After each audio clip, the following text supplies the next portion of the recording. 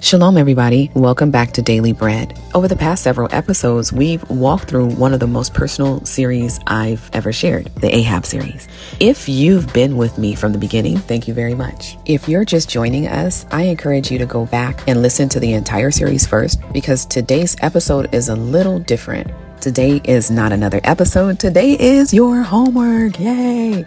Remember that I've said in previous episodes that the object is never the point, the lesson is. My testimony was never meant to become storytime. Storytime focuses on a central character. An object lesson uses a real life event to teach a spiritual truth. The goal was never for you to remember my story. The goal was for you to ask, Father, what are you teaching me? What should I learn from this? So today we're going to review the series together. So I want you to grab your Bible. I want you to grab a notebook. I want you to pause the episode if you need to, and let's see what Holy Spirit has been teaching you. Let's pray. Father, in the name of Jesus, thank you for every lesson you have taught us throughout this series. As we review these object lessons, I pray that you continue searching our hearts. I pray that you continue to reveal or give us revelation, Father, of what we should have pulled from these lessons. Father, I pray that you reveal anything in us that has taken the driver's seat or we have given over as a lead in the place of your leading in the name of Jesus. Restore to us the discernment that we need, Holy Spirit. Heal every wounded place, Father, so that we can hear you clearly and we can see clearly. Father, teach us to recognize your voice above any other strange voice. Your word tells us that your sheep know your voice. So, Father, we just bless and thank you for this time. In the mighty name of Jesus, we pray. Amen. Rightly dividing the word is more than having revelation and understanding. It is knowing how to apply it correctly. We do that first by living it in our own lives, and then by faithfully teaching it to others. The word of Yah is not a weapon to abuse or condemn people. It is the weapon of our warfare, given to defend the faith against wicked spirits. The sword of the Spirit was never meant to bludgeon people, as it so often has been done through religion. Instead, it is meant to divide the soul and spirit of man, expose truth, bring conviction, and lead people to freedom. From the King's News Desk, this is Daily Bread with the mandated reporter of the King's News. I'm Angie, the mandated reporter, helping you understand the Bible in plain language, reporting the King's News one scripture at a time. If you're new here, welcome. I'm the mandated reporter. My mission is to help lost, hurting, and wounded people understand scripture, find healing, and grow in Yah's kingdom. Together, we can walk in true freedom. So let's open the word and see what Holy Spirit has prepared for us today. So let's get started. Question number 1. What is the biggest lesson you learned from the Ahab series? Not what I learned, not what you remember I said I learned. What did you learn? Write it down. Keep this as a journal in your own faith journey. In a couple of episodes, I asked Holy Spirit one prayer. I mentioned it. Do you remember it? Father, search my heart. Yeah. Why is that prayer so important? Write it down. And remember, you can pause me as you're writing these questions. Next question. True or false? Ahab's greatest problem was that he couldn't worship. True or false? Or was his worship simply misplaced? Explain your answer. Next question. What is the difference between worship, loyalty, and idolatry? Again, what is the difference between worship, loyalty, and idolatry? And at what point does healthy honor become unhealthy dependence, codependence? Explain your answer. Finish this sentence. Next question. The object is never the point, ... What's the rest of that sentence? If you don't remember, you need to go back and listen to the previous episodes. And after you've gotten that answer, explain what that means in your own words. Not what I said, but in your own words. Next question. How do you know the difference between conviction, condemnation, correction, and shame? Can you find scriptures that describe each one? Again, if you don't remember, please go back to the previous episodes. Throughout the series, I talked about peace. Why? According to scripture, what is one indication that something may not be spiritually healthy? And the next part to this question, what did peace or the absence of peace teach us? Explain your answers. Next question. Why did I remind everyone that this testimony was not about another ministry? I want you to think carefully about this one. Why? And what is the difference between story time and an object lesson? Next question. How can woundedness affect discernment? How can woundedness affect discernment? Can a sincere believer make poor decisions while sincerely wanting to obey Yah? Why or why not?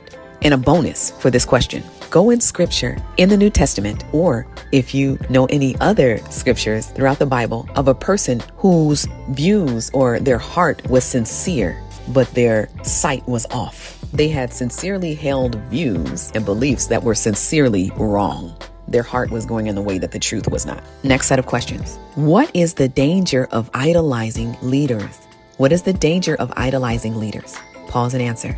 Next question. How can we honor spiritual leaders without making them our covering? That's a different lesson. Different people have different views on spiritual coverings. Holy Spirit, please lead the answers in this. And when I say spiritual covering, we don't want to make them the God. They can be a representative, or they're supposed to be representatives of Yah, but they're not Him.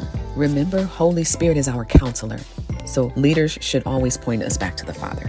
Next question. What did we learn about correction? I'm going to give you an example of what I received. One of the greatest lessons I received after leaving the first discipleship class came during my deliverance training.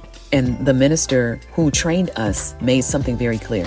I want you to make mention of what he said. If you don't remember, you got to go back to the previous episodes. Listening is key. And after you have answered that question, I want you to answer this one. Why do you think that's so important? You cannot answer this question without answering the previous question.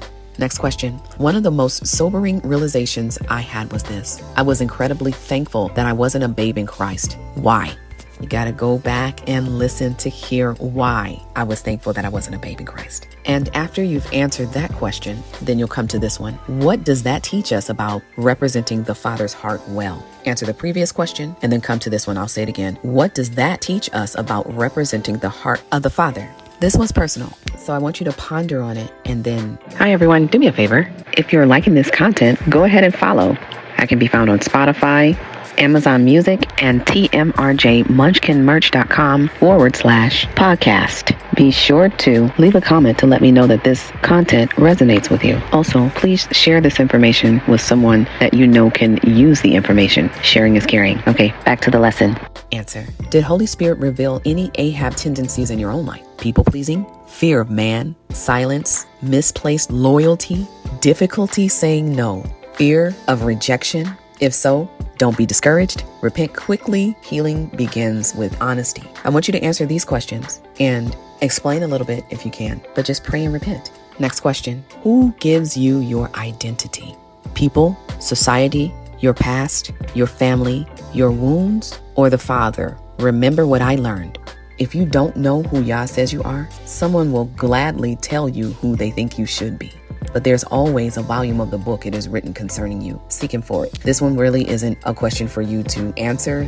Writing down is something for you to ponder on. And last question. If you could summarize the entire Ahab series in one sentence, what would it be? With this one, I want you to take your time. I want you to pray about it. I want you to write it down. And I want you to send me your response. You can either put it in the comment section if you like, or you can email it to me in the email address in the description area.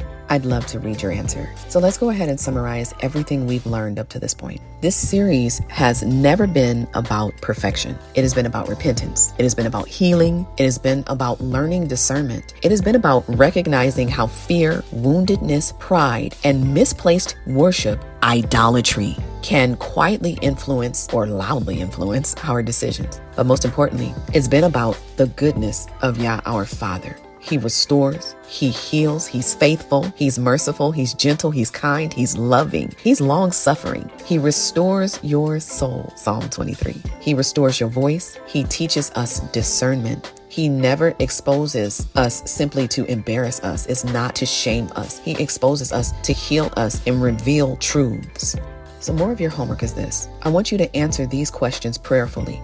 As I stated, you can leave your answers in the comments, or you can email them to me at howcanwehelp@tmrjmunchkinmerch.com, or journal through them during your personal Bible study. I genuinely would not so much for myself like to know what Holy Spirit showed you throughout this series, but mostly for you to look at yourself and know what He has shown you and what you learned. Your testimony may encourage someone else. That's discipleship.